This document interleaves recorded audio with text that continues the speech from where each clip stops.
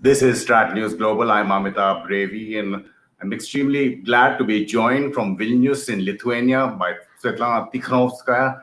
She's a pro-democracy leader for Belarus, has been a presidential candidate in 2020, and we're discussing the situation after the elections in August last year, when what many call is the last dictator in Europe, Aleksandr Lukashenko, is still in power.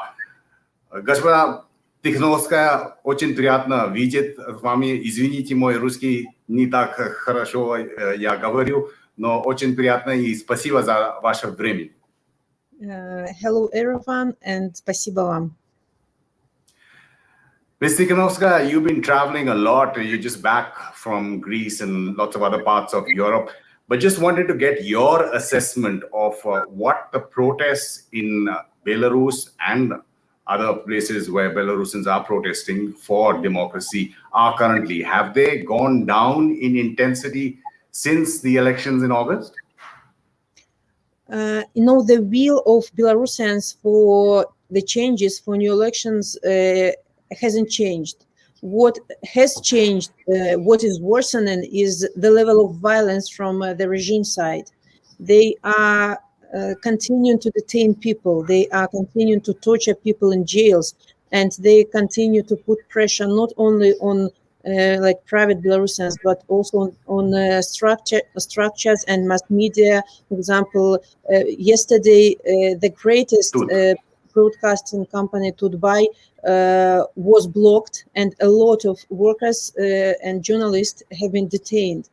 And it is unprecedented action from regime, and they want to to delete everyone who is against regime. But people, it only unites people. People are standing against violence, against lawlessness in our country, and they will continue for sure. Though we don't see those huge demonstrations that astonished the whole world in August and in the fall, but people are continuing to fight undergroundly, secretly, because the fear is very high, but people are continuing and they will not stop. This is the exhausting regime, and you were talking about the action taken against Tutbay, and I saw one of your tweets when you're holding a placard, Ya Tut, I am here as well. In terms of your travels and you meeting leaders, you met, you're just back from Greece, EU, your neighboring countries as well. You had gone to Germany, I think, over 20 countries you've been to. What has been the response in terms of continuously putting international pressure on the Belarus government, and has it had any real effect? Of course, what democratic countries do is extremely important, and it influences the situation because we are asking about political pressure, about political and economical isolation of the regime, about sanctions, targeted smart sanctions on those companies and people who are involved in violence and atrocities. And of course, it's rather effective measures, but I think it's not enough, because we see the regime responses with more level of violence towards people, and we have to make regime answer for our calls for peaceful negotiations to get out of this political and humanitarian crisis. And pressure should be increased as well, because they are not ready now to talk.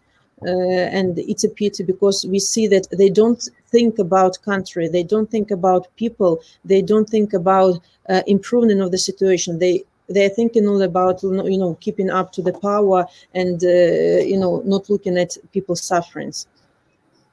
Ms. Tikhanovskaya, you were talking about the unprecedented demonstrations that started soon after the so-called elections in August and how they were continuing underground. I believe President Lukashenko has also signed into law that protesters can be shot against and other stringent measures.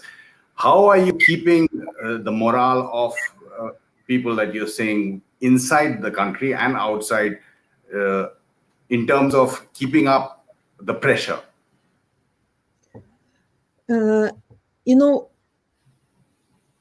everybody in Belarus understands that it's impossible to live in a country where you are not safe, where you are afraid to get out of your apartments, and you are in danger even in your apartments.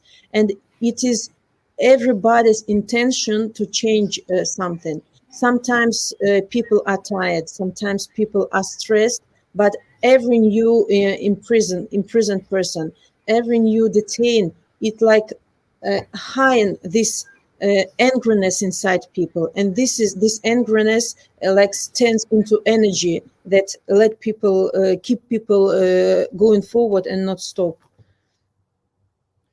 We saw many of those pictures when you were campaigning for the presidential elections. You were allowed to do that last year, and I think there's either the anniversary of you announcing your campaign was on the 15th or the 19th of May.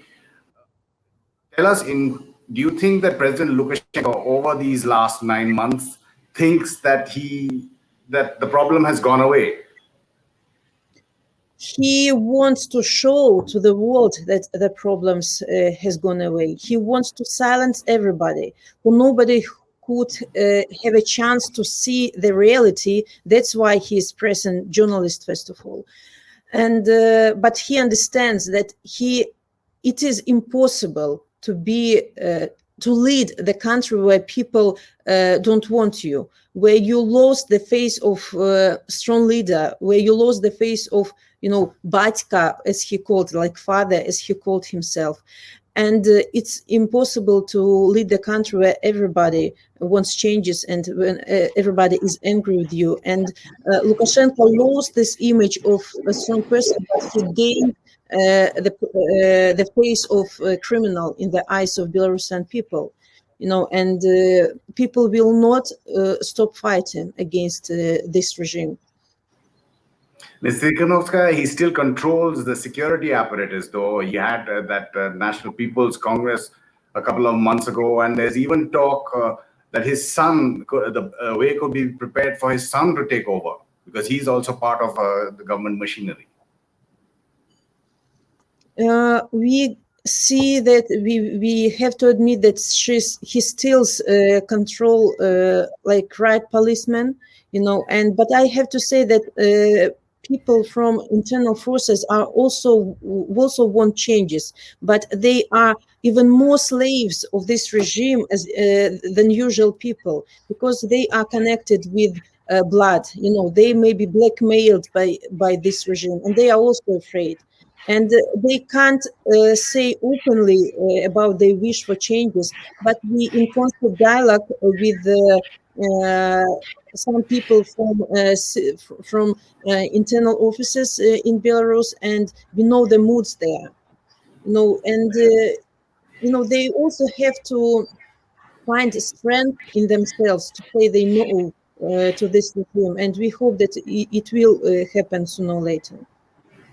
You were talking about international pressure from democracies and countries that were also on your side.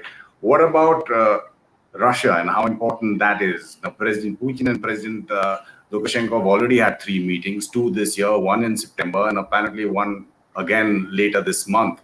How important is, first of all, how do you see Russia in this battle for democracy? And how important is it for Lukashenko?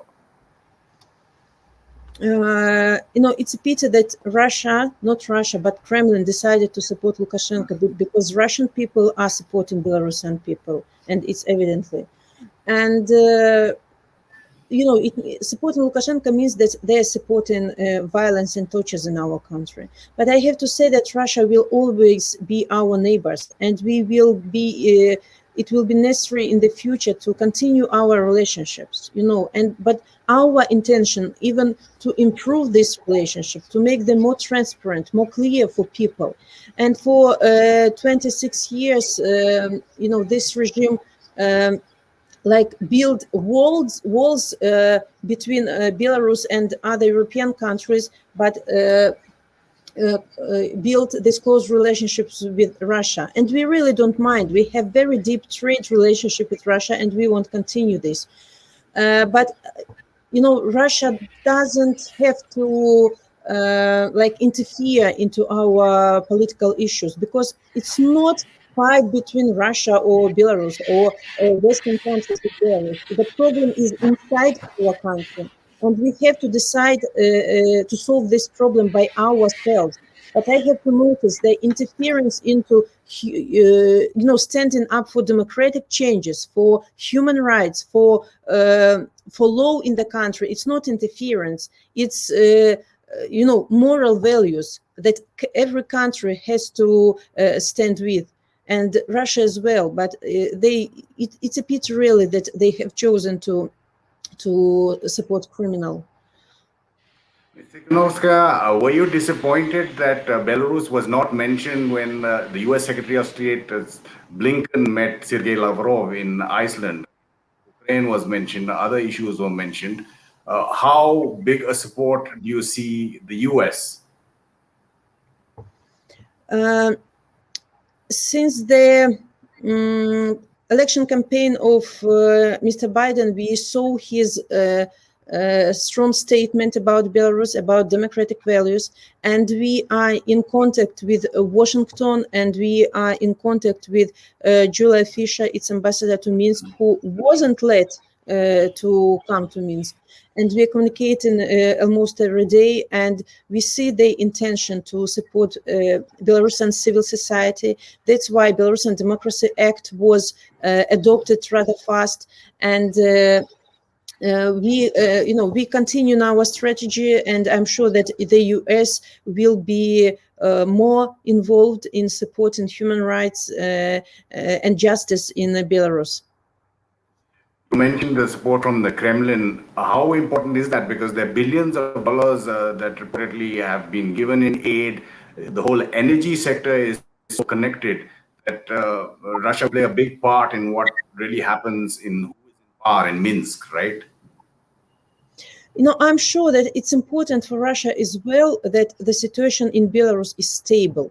And they have to understand that it will not be stable within this regime.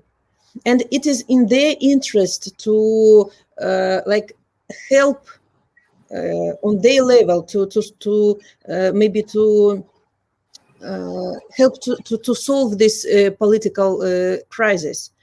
Because when we are stable, Russia also stable, and but they have to understand that people are not ready to accept Lukashenko. He is not illegitimate in the eyes of Belarusian people, in the eyes of democratic countries, and at least if you support Lukashenko, don't support him economically, because you are supporting violence and tortures in Belarus. Just make this decision. We don't see a clear strategy of Russia towards situation in Belarus, and we think that these meetings between President of Russia and ex-president of Belarus are like a picture of their friendship, but in reality, it's not so. They got used to each other. They know how to work with each other. But I'm sure it's understandable that regime is shaken, and it's not very good for Belarusian Russian relationship. I noticed you say ex-president of Belarus to Lukashenko. Here we're seeing pictures of the outgoing Indian ambassador to Belarus, Sangeeta Bahadur. There's a new ambassador who's been named, Alok Ranjan Jha, who will have to take over. I know India may not have a very important role in the current situation, but what would you want from Indian foreign policy? Because we do have a strategic and special partnership with Russia. I would like every democratic country to make your values-based policy.